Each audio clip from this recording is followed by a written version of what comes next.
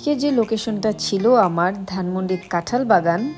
Normally আমি metro দিয়ে যাতায়াত করাটা বেশি ইজি মনে করি, বিকজ এটাতে আমি কমফোর্ট ফিল করি অনেক। তো মেট্রো থেকে নেমে কিন্তু আমরা আপুর লোকেশনে চলে যাচ্ছি। সো ফাইনালি কিন্তু আমি আপুর বাসার সামনে চলে আসলাম। সো এটা ছিল আপুর বাসা।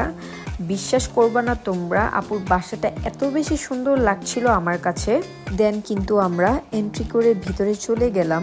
তোমাদের কিন্তু একটা কথা বলাই হলো না, আজকে কিন্তু আমি যে আপুটার মেকআপ করতে চলে আসছি উনি কিন্তু একজন ব্র্যান্ড প্রমোটার।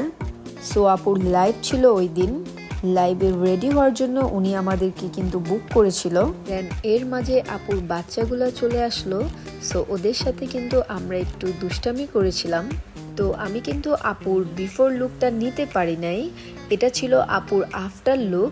আপুকে কিন্তু মাশাআল্লাহ